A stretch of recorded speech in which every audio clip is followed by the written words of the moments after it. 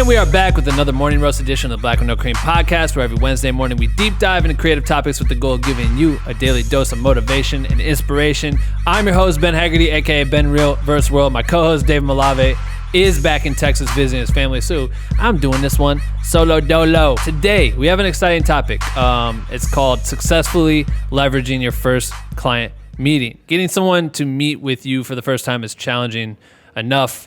I know that's difficult to do, but once that happens, once you book that coffee date, what do? How do you conduct yourself during that meeting? Today, I'm going to be sharing a lot of my experiences and how I generally conduct myself during these client meetings. What do I do? How do I leave a great first impression? What's some great ways to close the deal and negotiate your rate at the end? What can you do that's going to impact them so much so that they will book you?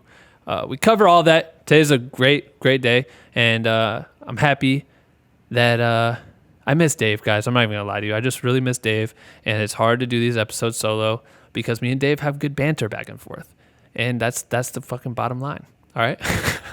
But first, before we get in the episode, I want to remind you that the Commercial Cut Challenge submission deadline is coming up July 12th at 6 p.m. Pacific time, 9 p.m. Eastern time. If you have not signed up, you can still do it at bwnc.com/contest. Good luck. We are excited to see what you guys create for this one. And I just want to give a huge shout out to Epidemic Sound for partnering with Black with No Cream and putting this contest together for the community. I personally have been using Epidemic's commercial plan for the past 2 years, and the experience has been awesome. I've used it on all my jobs with clients like EA Sports or Dwayne Johnson, Swisher Sweets, and so many more. I can't even list them all. And I can honestly say that it's the illest asset that creators can have in their toolbox. Their platform has over 32,000 professionally produced tracks, 64,000 sound effects, and you can download the split stems of the track, which is the dopest part in my opinion. And if you don't know what a stem is, it's literally every individual track from the song. So if you wanted a guitar and a drum, you could have that. Or if you don't want any guitar and you want just drums, you can have that. Like, the options are endless. Searching for the perfect track is really easy as well. They have such an awesome filter system where you can search between all their genres, their moods, the tempo, the BPM, and much more. There's still so much that we haven't even covered, like private and commercial licensing, third-party and sub-licensing rights, and more, but we'll cover all of that in the future podcast episodes. So if you're a freelancer, I highly suggest you try Epidemic out. And they're giving a special offer to the Black with No Cream community. Use the code BWNC at checkout to get a 30-day free trial and a 50% off the first month. The link to this deal is in the description of this podcast episode, so make sure to check that out today. And without further ado, I bring to you the second most epic podcast intro ever created. Right motherfucking now!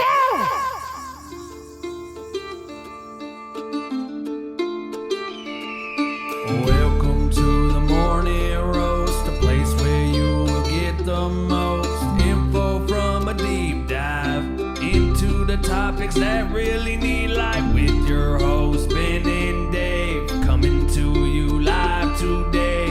Grab your cup of joe and take some fucking notes, you bitch. Yo, I want to thank everyone that's been texting us lately on the Black with No Cream number. I know we gave that out a couple weeks ago. We've been talking to hundreds of different creatives. I literally can text you directly and chat and hear what you guys are working on, and you guys have been able to talk to me. And I think it's the coolest thing ever to be able to have this ability to text the community, especially the people who really love this podcast. And for us to be able to send out the weekly motivation and the inspiration, we've really put a lot of thought into how we share that with everyone on text. And so it's just been cool to connect with everybody and also to hear suggestions from y'all on what you would like to hear for podcast episodes, which brings me to today's episode. That came from the text. I want to shout out Terrence E. Terrence texted me the other day and he said, I would like to run through a first client meeting at a coffee shop. What are the do's and don'ts? How do you handle the negotiation? How to close the deal? Get future meetings, etc. This is a solid question, and I thought it sounded kind of fun to talk about, so I figured we'd rip one on the podcast today. But thank you for sending the text, bro. For real, appreciate it. And I think it's cool to talk about meetings, man, because meetings can make or break you getting a deal. It can build longevity in your career. It can establish really important relationships, and so there's a lot of value in understanding how to crush it at a meeting, right? And we interviewed Ashley Osborne maybe like 4 weeks ago. She was on the podcast, and one of the most important things that she said in the interview was, don't look at meeting people like seeing dollar signs. that really stuck out to me, because obviously if a business meeting goes well and a collaboration can come from it, there will most likely potentially be a paycheck on the way in the near future. But there is something about establishing a relationship in these meetings and really trying to open up and not look at it as just an opportunity for you to make money, but to build proper friendships, because the last thing you want to do is be doing jobs for people that you hate.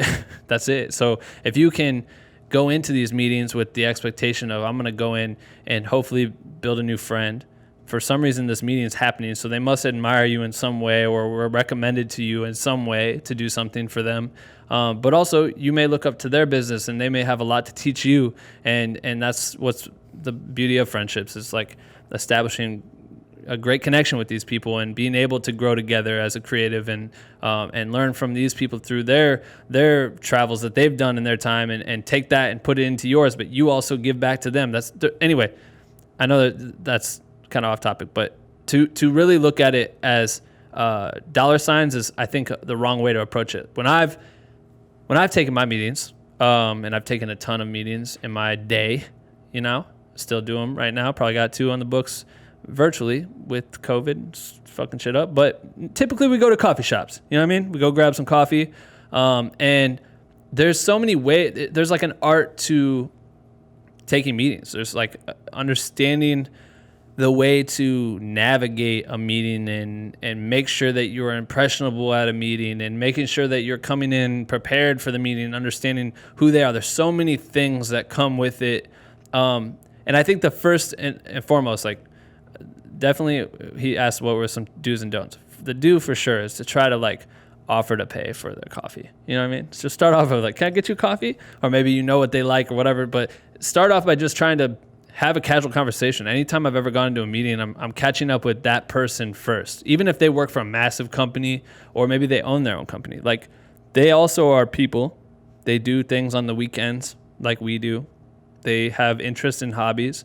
And so connecting to those heartstrings and being able to find a way to relate is so key in developing like a real relationship, authentic relationship. So right away, I always try to do that. When I sit down with someone, I'm catching up with them. Yo, how have you been? Like, what's new with you? Like, especially in this case, let's say it's the first time ever meeting with this person. I don't know how the meeting came to be in this imaginary scenario, but let's just say someone recommended you. Cool. You've been recommended. You've done the work, you put that out there, or they've seen your work for someone else, they like it, so now they're asking, yo, can we work together? Cool, yeah, I think we should set up a meeting, I think we could do a lot of cool stuff together. All right, sweet, let's do it. You link up, you meet, you sit down. Now this is the first time getting to meet this person. So when you're sitting down talking to them, you're kind of extending that hand of, what do you do? Like, how long have you been a part of this company? You're really ask the questions. Ask questions that are going to help you understand how to play a part in their life.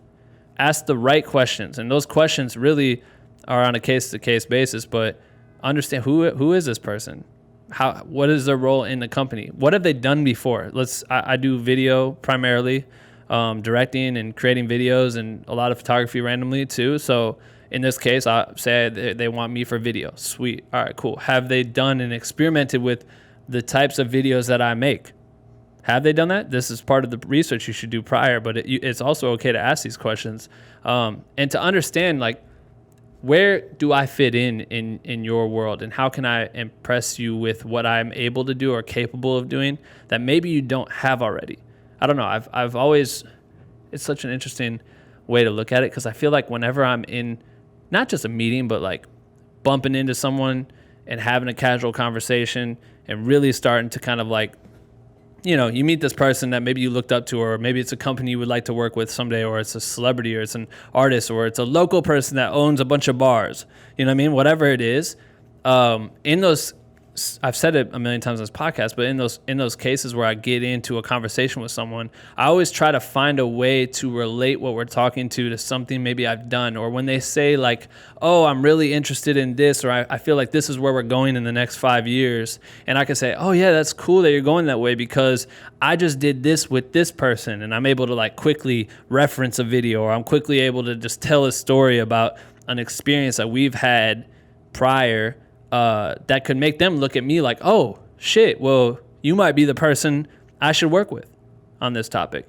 If it makes sense. I'm like, I always try to prove that I'm capable of doing more than what they know of within those first few minutes of getting to know you. Because the problem is, this is honestly the biggest problem, is that when you go to sit down with someone, that's your time to explain who you are and all the shit that you've done your whole life that makes you capable of fulfilling the duties of whatever they may need. And you may have experience, say I go sit down with someone for a wedding video. Let's say it's a wedding video.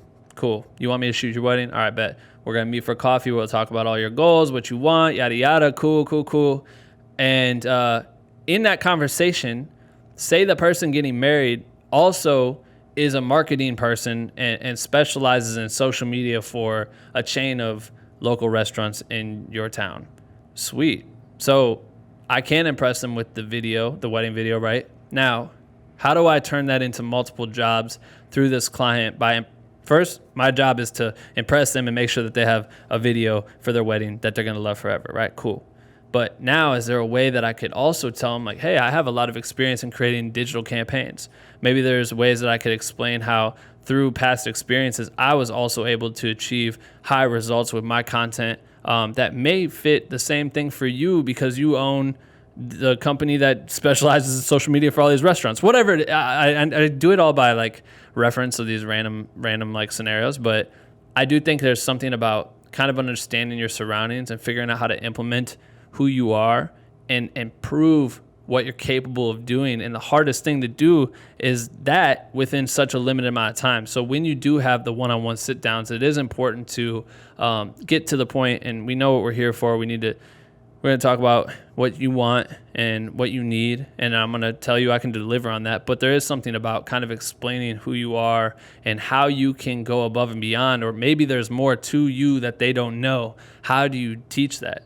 How can you explain that to them without, having to pre-record a podcast for 3 hours where you say, I did this, and then I did this, and then I did this, because no one's going to listen to that. But there are those situations where you'll be in there, you'll have a conversation, and something can come from that. You could literally say, I have a ton of experience in photography. I know you hired me for the video side of things, but it could be cool for your t-shirt company if I shoot the photos of your new clothing line.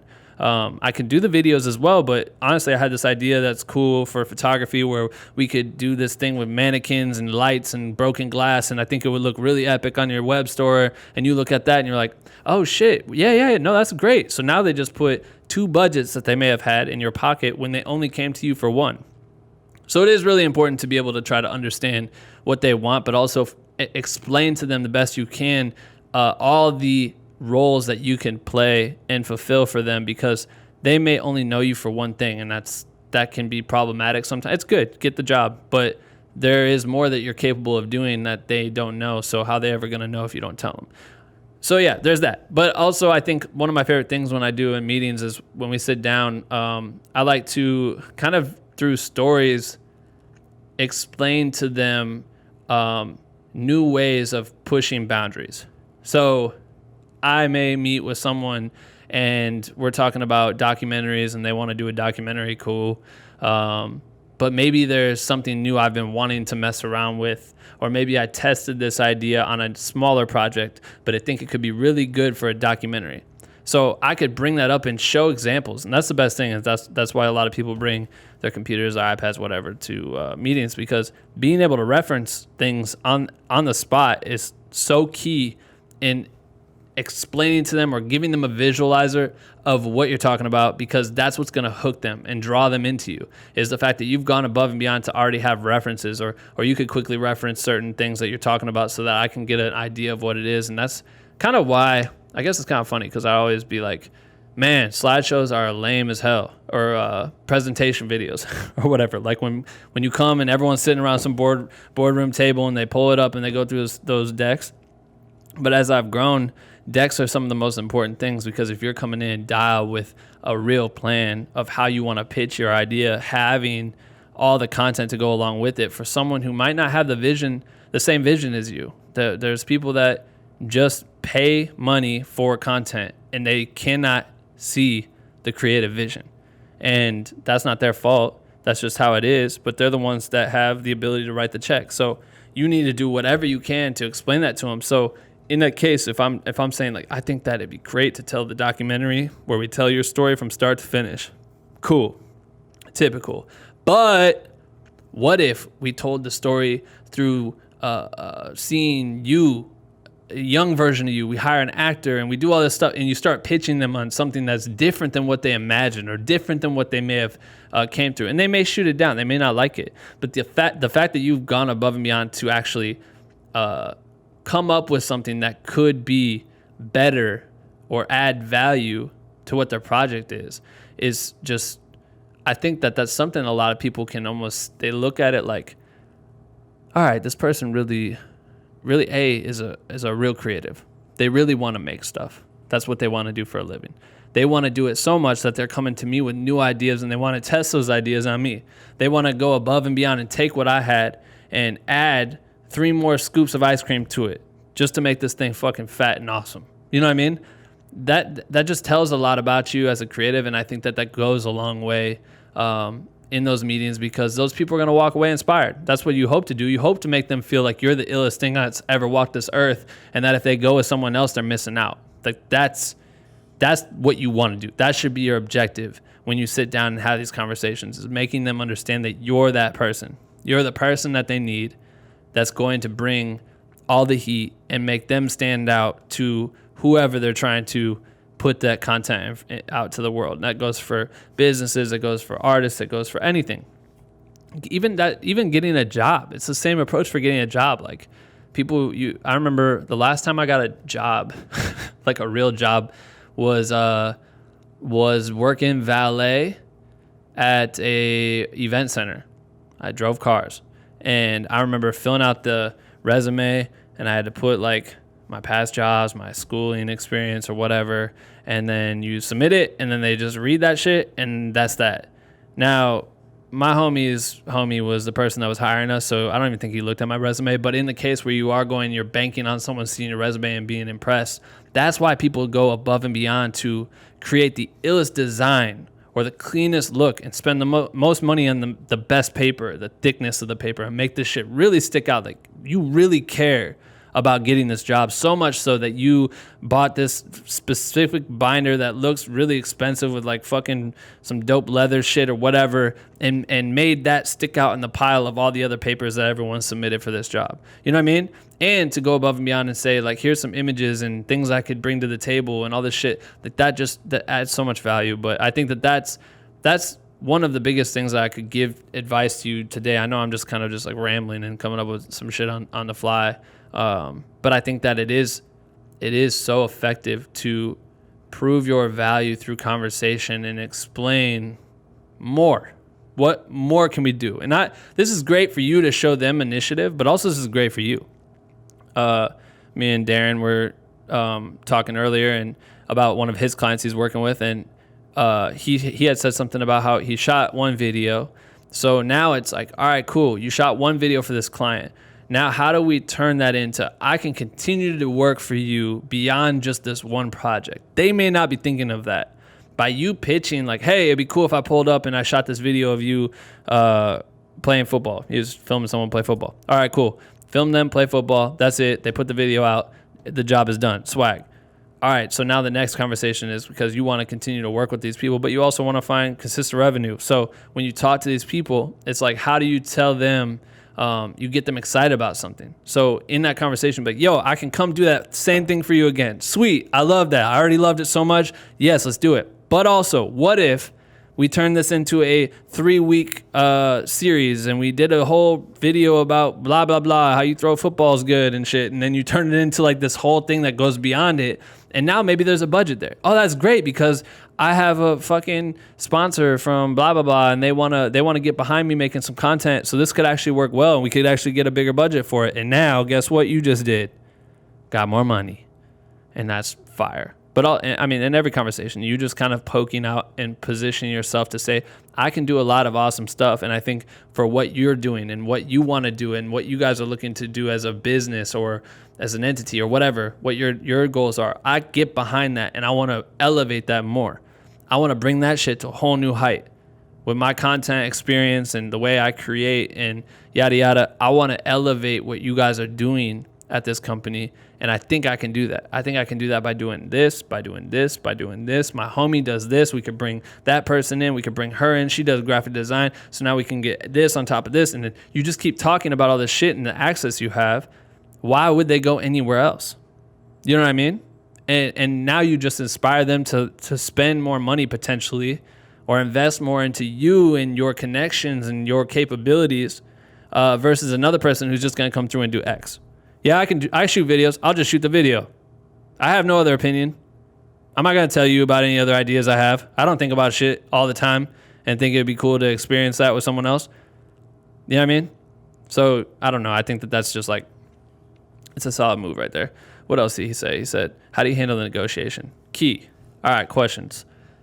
How do you handle negotiation in this scenario where maybe you've shot the shit, they explain to you, yeah, look, we're ready, we want to do this type of video, or we want to do this photo shoot, whatever you do as a creative, just tie it to what you do. But how do I have a productive conversation where we're excited and then talk to them about money? Because money is the fucking weirdest shit to talk to someone about, especially in our creative field, because for some fucking reason, we think we should do this shit pro bono our whole lives. It is a freelancer's mission to give the most free work ever forever. We just are supposed to never make money, and that is fucking crazy to me. But it makes it uncomfortable to talk about this shit because you walk into a store and someone's going to tell you that the Dre by Beats headphones are $300 and that's it. That's all I have to say. This is what it does. This is why this is going to be the illest thing you could ever own for headphones. And this is why they're $300. And so you can't just be like, well, it's cool, but I'd love to get them for $150. Well, sir, you're going to have to get that used off of eBay from someone who probably shit on them because they're never going to be $150. And then you make the choice. Do I buy it or do I not buy it? But when we're in creative positions and people want to hire us to do different content for them, if you just tell someone, I do this for $1,000, then they come to you and they're like, well, I don't want to spend $1,000.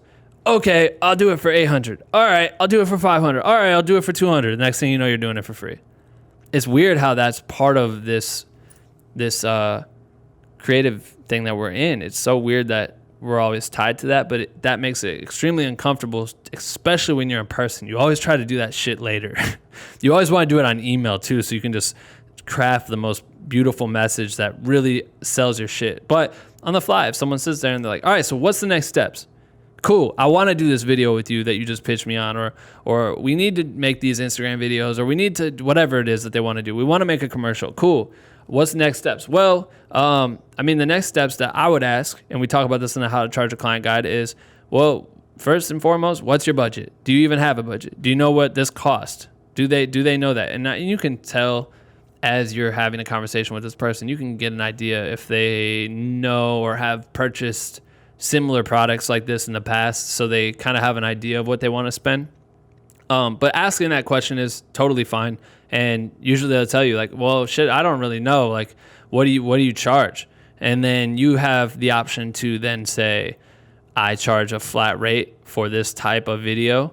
And you could just say that, or you could always just say, well, it just depends on what the final thing is. We just kind of started touching the surface on what this project may look like. So I'm going to have to think on it a little bit more, crunch some numbers or whatever. I can get back to you. So you could do it multiple different ways. If you really want to do the final number through email, just so you can kind of outline everything, you can do that. But some people are okay to just hear a price, and it's up to you too. Honestly, sometimes stalling could make the money never come because you've given them time to walk away and think of other shit, or maybe meet with another potential person that they could hire, and you could lose the job that way. So when you sit down and they start talking about money, really just hopefully you came into it understanding your value, and through conversation, when they explain the process of it, you can do like an initial estimate and give that to them. Even just an estimate's fine. Well, it sounds cool. I think that what we're going to need is I'll need to hire this person to do sound, and I need to hire this person to do VFX, etc. So it'll probably be around $3,000 to do this, whatever the fuck project it is.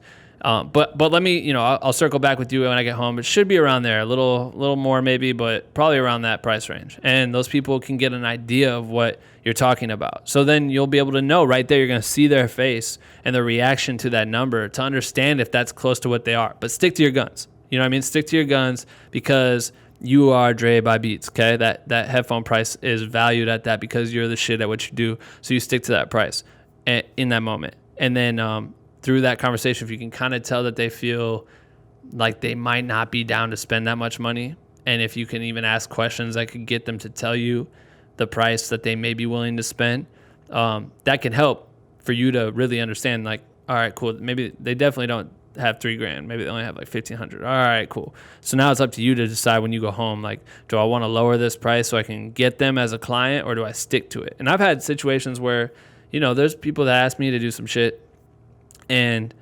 I hit them with the high number, and they were like, "Whoa, shit, we don't have that. We don't have that."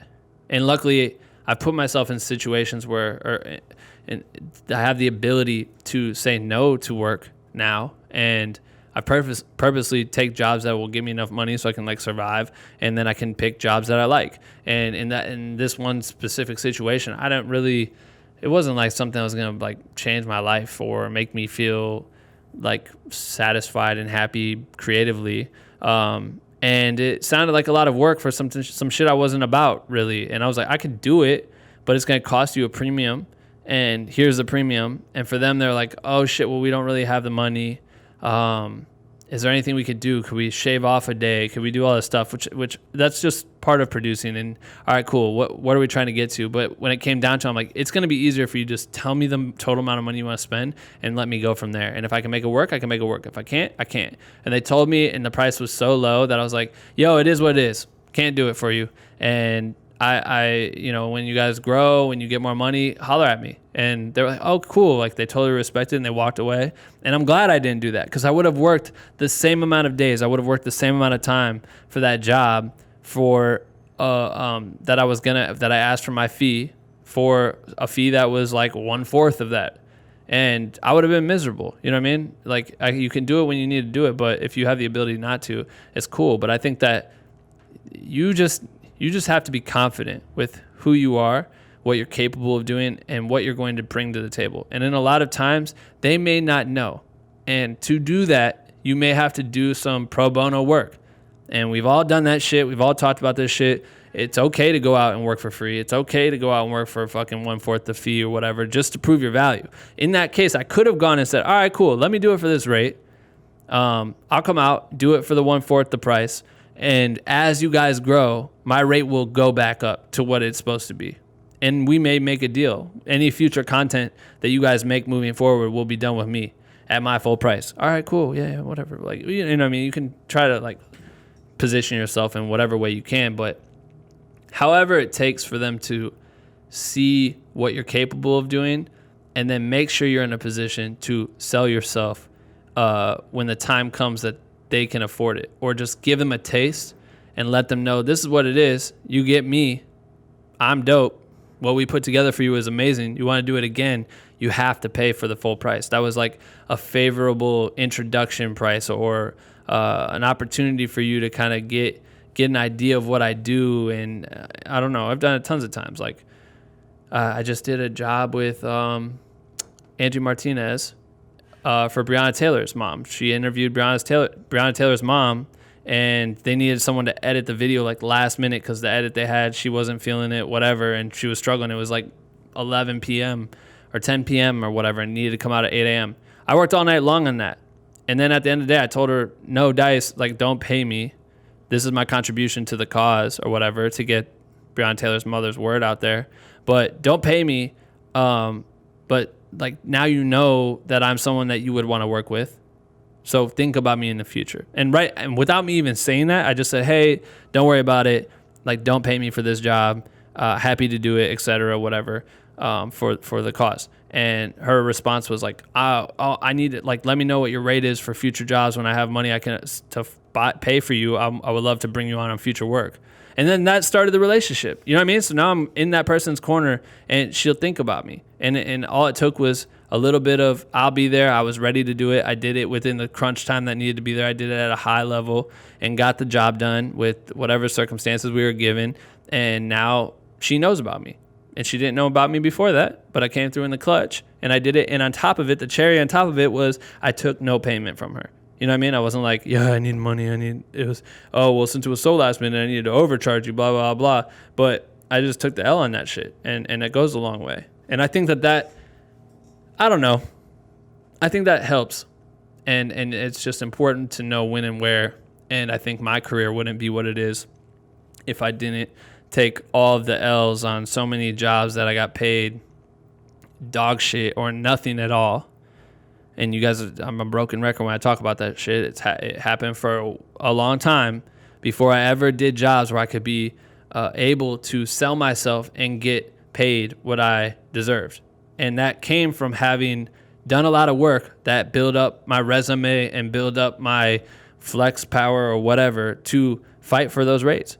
And it's as simple as that. So, it's just kind of up to you and where you're at in your position. But I'm a big champion for whatever, the internships and the following a mentor, investing in that is super key. And like for real, I wouldn't be where I am today if I didn't spend my own money to live in LA and drive over to or from the valley to mid Wilshire to be around Andrew every day and get an opportunity to edit, be with him, and then that shit turned into Chris Brown's doc. So, you know what I mean? There's so much value in that type of shit, but and I still do it today. Hopefully I answered some of your questions. I know this is days out of town, and I still wanted to get an episode up, so I just did this dolo, and we've really picked like a nice groove for these episodes and are starting to make them really constructive. And then for this one, I completely untied that and just was like, I'm gonna freestyle it and see how that shit goes. So hopefully this was cool. I hope this helped. I love the idea. It would be cool to do like a series of scenarios where we that's what I really wanted to do, is have Dave be the client and me be the creative, and then have the conversation between us. Maybe we'll do that again in the future, but for now I think this is cool, and I hope that it helps. And shout out to Terrence again for asking the question. Hopefully it helps. And I would be curious to know from y'all, if you want to DM us this on Instagram or text us or whatever. I'd be curious to hear how you guys deal with your experiences meeting with clients. What do you do in those situations, and what has worked for you? Also, presentation. I talk about this all the time because I had one time where I went in for there was a client, they wanted to hire me, and they were like a bigger production company that did like educational videos, and I had a friend that worked for them, and she recommended me to DP a series for them. They want to hire someone specific to just do the entire series for their new course or whatever. And I came in, they liked my work. I came in for the meeting, and I remember coming in so goddamn casual, because at this time I was like, yeah, it sounds cool. And it was like guaranteed 2 months of work or something. And I was like, I have a lot of jobs going on right now, so I don't even know if I could take that on. But it does sound cool, and it'd be good to meet these people and build a relationship, so whatever. So I came in, and they wanted me to come in for a meeting. If the meeting went well, I would go do a test shoot. If the test shoot, which they were going to pay me for, if the test shoot went well, then they'd probably hire me. And they were going to do that with a couple other DPs or whatever. And so I came into this meeting, I swear to God, I came in on my scooter. I had like an electric scooter. I remember pulling up in a pink hoodie and black sweatpants. Super casual, hoodie up, and sat down at this fucking boardroom table, and everyone was there. And so they're introducing me to the team, asking me questions.